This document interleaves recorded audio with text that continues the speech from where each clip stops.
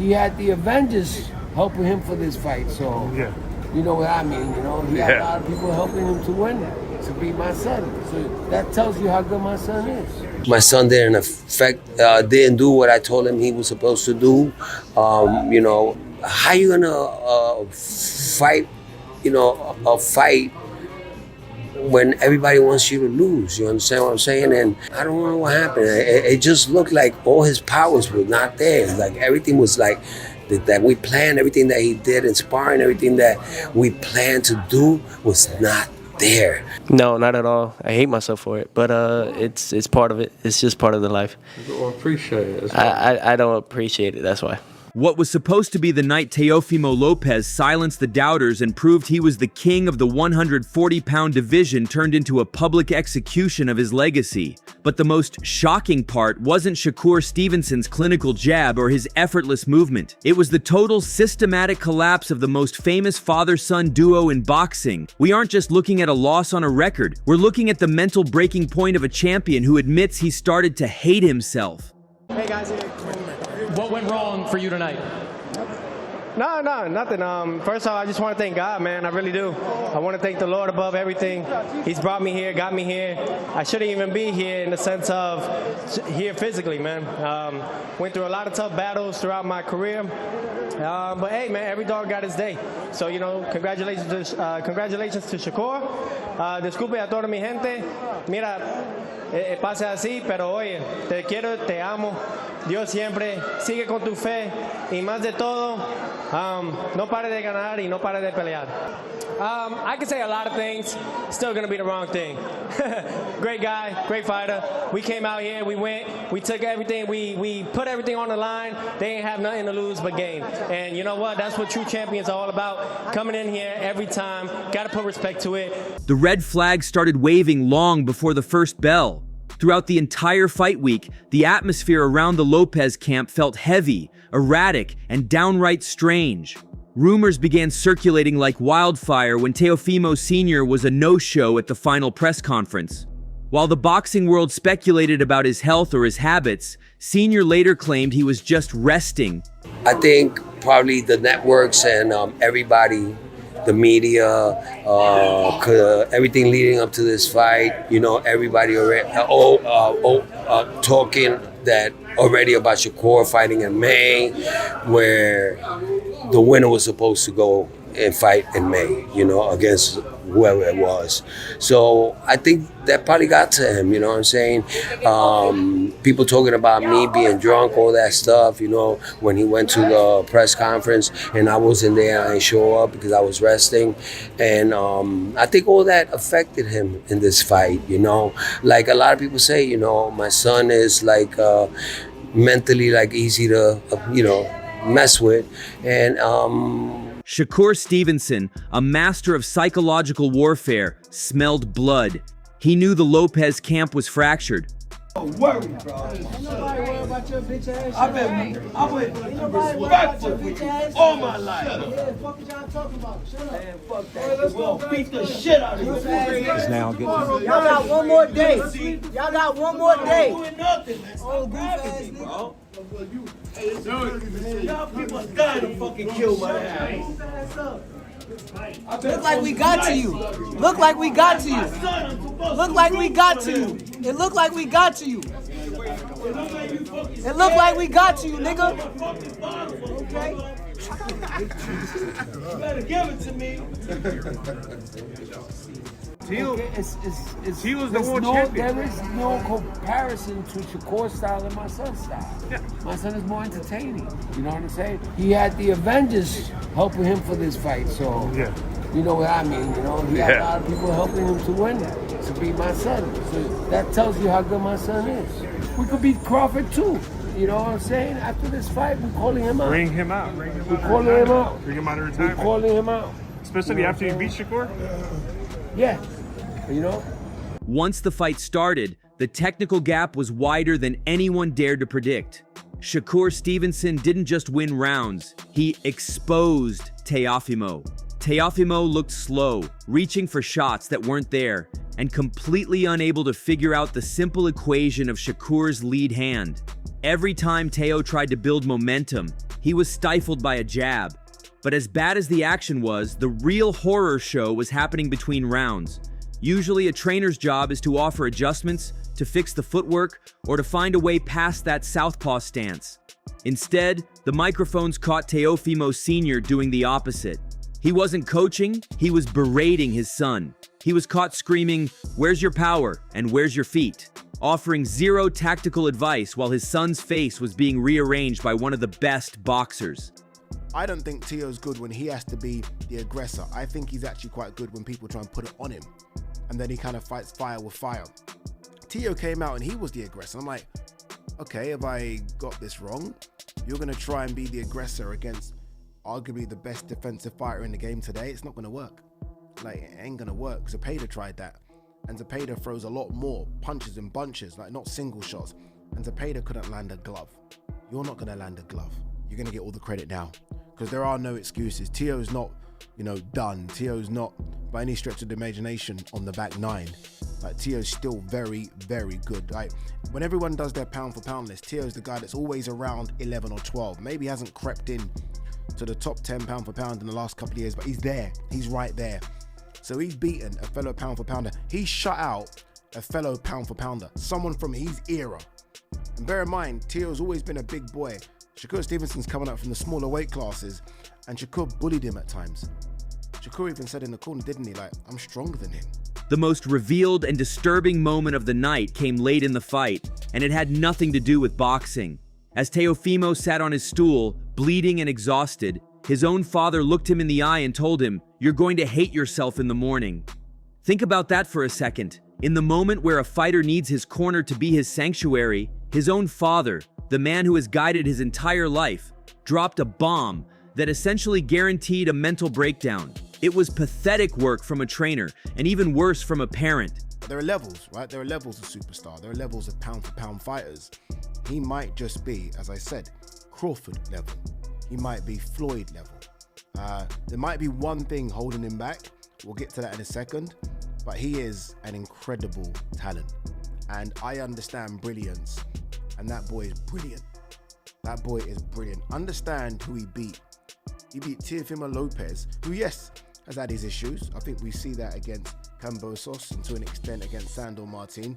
But Teofimo Lopez was recognized by everyone as the best 140 pounder. Some people will talk about Teo's game plan. Some people will talk about the corner work from his father, which was non-existent and just awful, atrocious. Like, I could have given him better advice, right? Like, where's your power isn't advice. That's stupid, right? He's old enough now to look at his setup properly. The dad thing is stupid. I mean, he's got to ask himself, and I don't know if his dad is his number one trainer. I don't know if that's the case in camp, and his dad just kind of takes over and is the corner man. But you've got to do a bit like what Chris Eubank did, right? You've got to say, enough.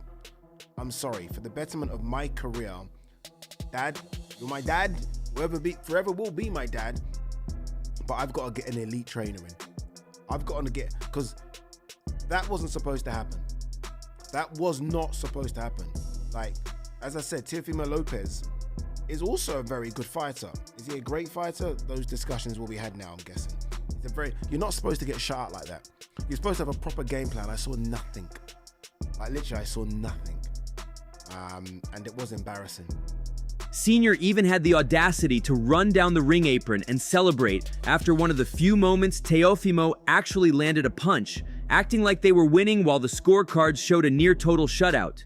By the time the final bell rang, the accusations surfaced that Teofimo was never mentally right for this fight, and he confirmed it himself in a post-fight interview that was almost too painful to watch. A deflated and emotional Teofimo admitted, "I hate myself for it," and spoke about feeling like a punching bag for God. He claimed that he feels punished by a higher power and that he's never truly gotten his fair share in the sport. Yeah, I think I was just honestly too focused on one particular objective, one particular thing, than really enjoying what I could see opening. I was catching him a lot with the body shots a lot. So I think that was one of my effective arsenals that was getting him every time. But I think just more combinations, especially finish with left hooks and stuff. I did poorly on not listening to my team. That's on me. Take it on the chin. My team did a phenomenal job. They had great guidelines. They had great instructions. I just didn't listen tonight. I honestly, I took myself out of the, I'd say just the distance. I was playing it too much to his game. That's all. I don't. I think that I get butchered, and I think God punishes me a lot for it. So I'm just a punching bag to that. So one day I'll get, maybe one day, but not yet. Yeah, no, it's all good. I just never got my fair share. I never did. Not once, man. When you look at it. Not once. But hey, that's just my journey. I guess I just never took on Baphomet, so I just gotta keep it moving. This wasn't a fighter looking for a rematch. This was a man who sounded like he wanted to disappear. Of course, Teofimo Sr. wasn't about to take any of the blame. In the aftermath, he went on a tirade, blaming the networks, the media, and social media for messing with his son's head. How you gonna fight, a fight when everybody wants you to lose? You understand what I'm saying? And I don't know what happened. It just looked like all his powers were not there. Like everything was like that we planned, everything that he did in sparring, everything that we planned to do was not there. His power was not there. I was in shock, man.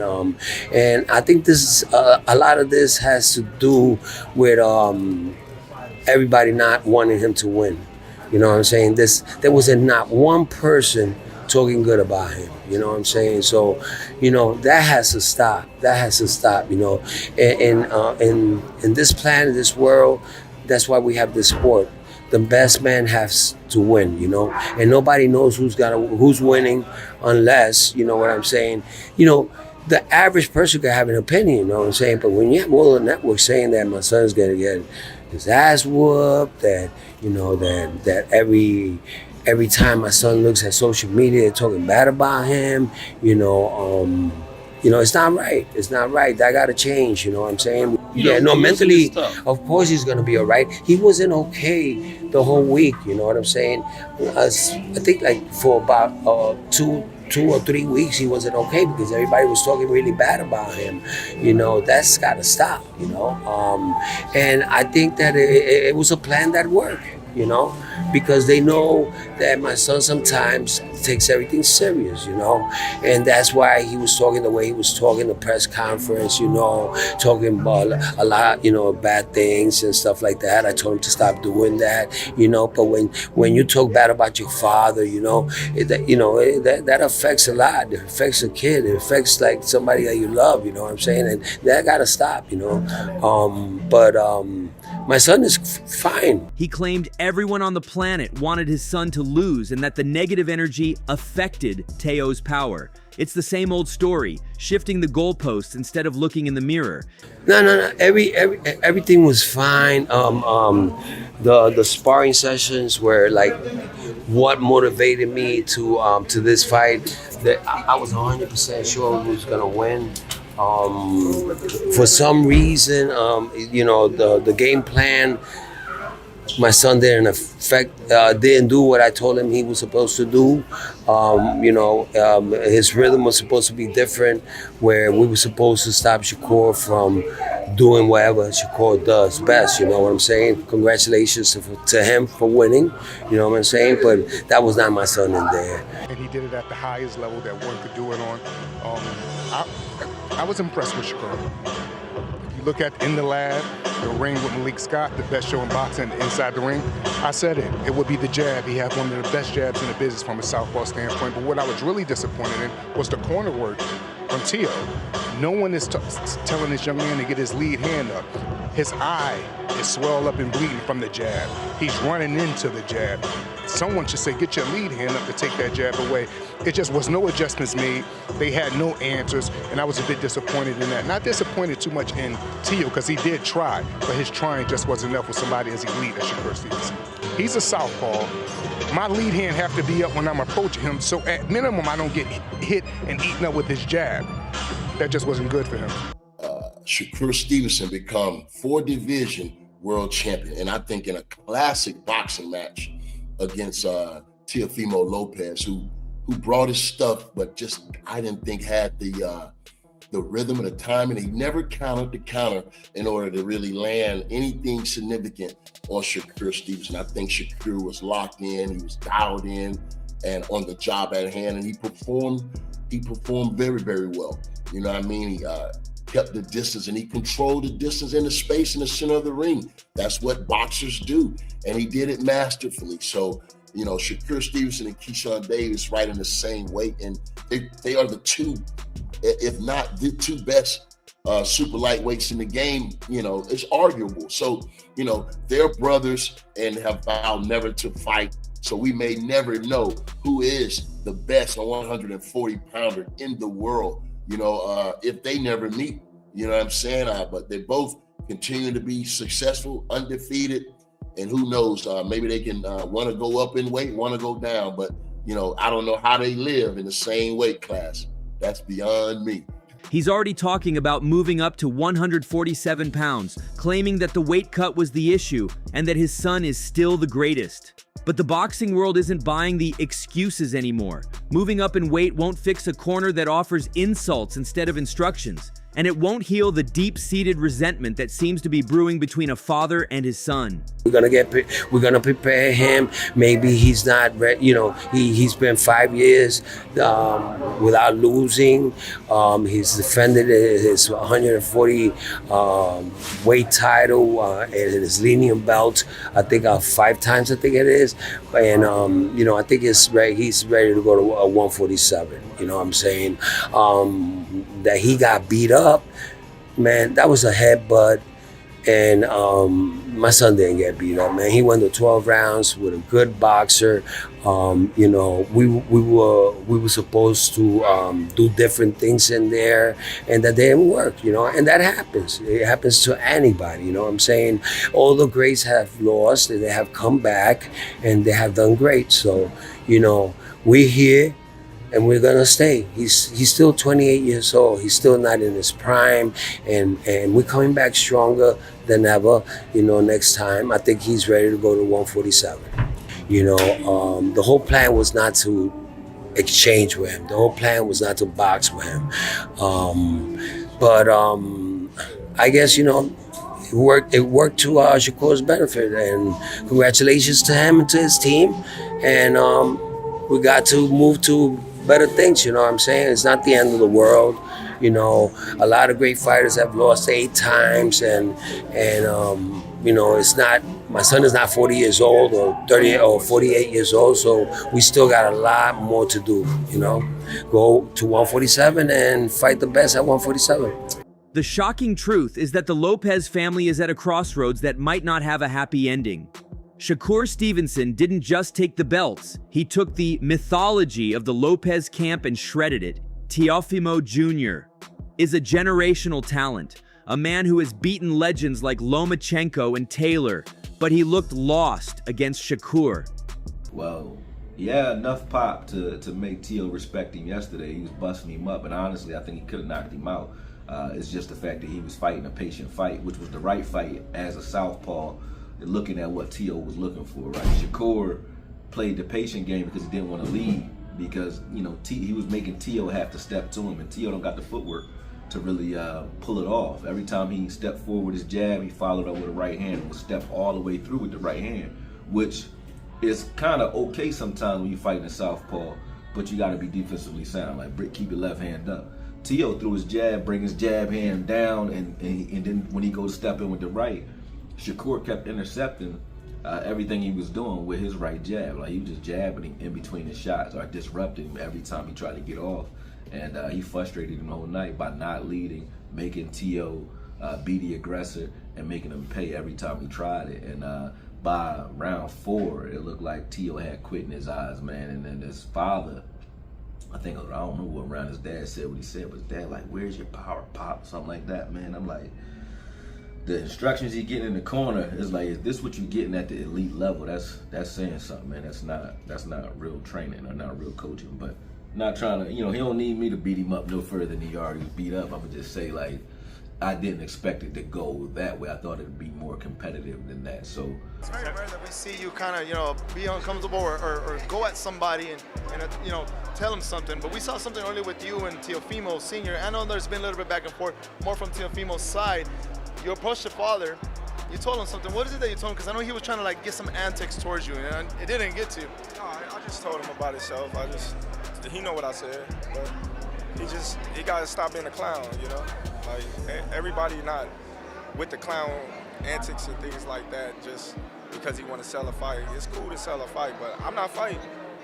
Leave me alone. I'm retired. You don't got to make antics at me, So to the dad and look at the Tio. Hey, get your ass over here. Don't go show love and respect from him. Teofimo Lopez wanted to go show respect to Shakur Stevenson, and Teofimo Lopez Sr. Hell no, don't go over there. Don't go show none of them love. You seen the trainer and the grandfather of Shakur show love, and look. If he stays on this path with the same voices in his ear telling him he's a failure while he's still in the heat of battle, his career might be over long before his body gives out. Shakur Stevenson has moved on to the driver's seat of the sport, looking like an unbeatable ghost. Meanwhile, Teofimo is left in the dark, healing a cut on his eye and a much deeper wound in his spirit. This wasn't just a loss. It was a revelation of how quickly an empire can crumble when the people inside the castle start fighting each other. So that's all from today's video. If you enjoyed it, remember to leave a like, subscribe, and ring that bell icon so you never miss our upcoming videos. And don't forget to share your thoughts in the comments section. Stay tuned, and we will catch you in the next video.